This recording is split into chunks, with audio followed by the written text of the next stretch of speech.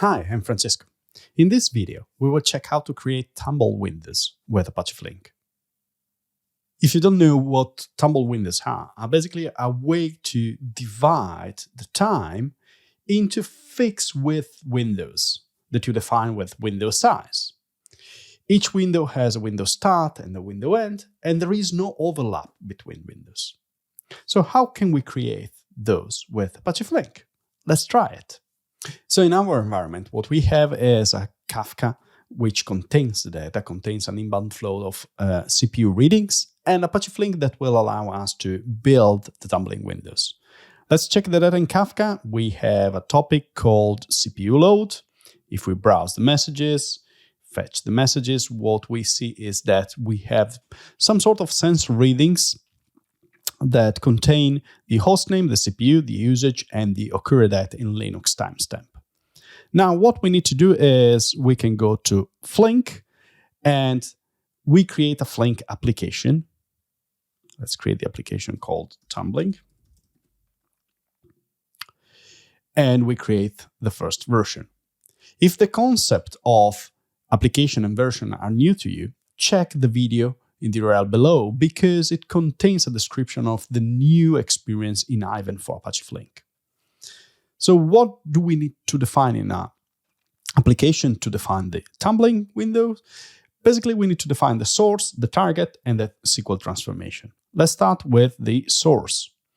What we will do is we will point at our Kafka demo instance, and we will write the source definition as create table CPU in with hostname, CPU, usage, and occurred at. But then we will calculate a time LTZ function, which will be a Flink timestamp that we will then use in order to create the windowing. So let's check that our table definition is correct. We can do that by clicking on the Run on the Data Preview tab. So this will create a Flink job, and we will be able to parse the data and check that our definition of fields, hostname, CPU, usage, occurred at, and time LTZ is correct. So we are already able to take the Linux time and transform it to a Flink timestamp. Let's add the source table. Then we can create a sync table. And in the sync table, we will sync the data back to Kafka for this example. So let's use the Kafka demo. And the table statement will be something like this. The name will be CPU out ag, and we will include the window start and window end, which will the two timestamps defining the start and the end of the window, the host name, the CPU, and the average usage. So we will calculate the average usage within a window. Let me add the sync table. And lastly, we need to define the statement. So what we can say here in the statement is that we want to insert into the CPU out ag table, which is our target table. And we select the window start, the window end, the hostname, the CPU, and the average usage.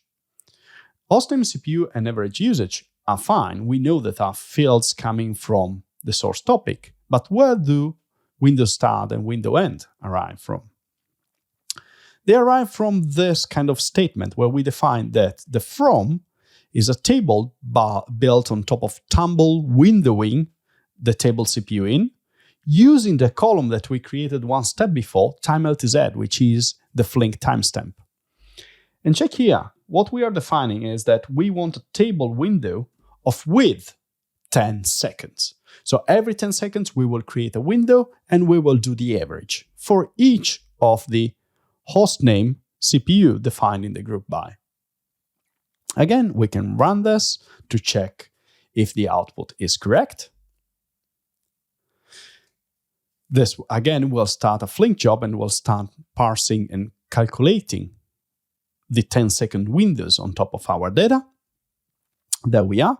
So, for example, Dupi CPU2 between 8:39:40 and 8:39:50 had an average of 80.39%.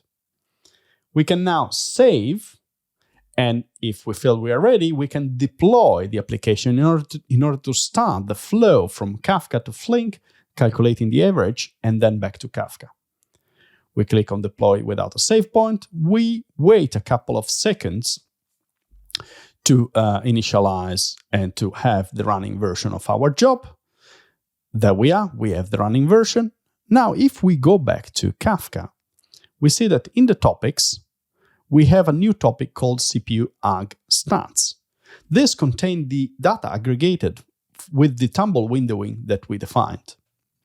If we go to our terminal and we use kcat in order to parse the data, on the left we have the script generating the data for us. On the right, we start consuming from the topic. What we will see here is the tumble aggregated data. So we will see that every 10 seconds, for each of the hostname and CPU that have data, we will see a new line with the aggregated CPU usage. In this case, at 9:20, between 9:20:50 and 9:21, we had, let me check. Well, let's fix on this. Between 9:21:00 and 9:21:10, the hostname Sleepy, CPU2, had usage average 79.699%. So the window, the tumbling window, is working. And then if we scroll down a little bit, we have the new window starting here from 9:21:10 to 9:21:20 for each of the hostname and CPUs. To summarize, the tumbling window allows us to divide the time into fixed with windows that are not overlapping. And for all our keys, they will have the same start and the same end. If you're curious about what the Flink window types are, check the URL below because it points you to a video describing all the 3 types of windows. If you like this video, well, click on like and subscribe to the YouTube channel. Hope to see you soon with other videos about Flink windows.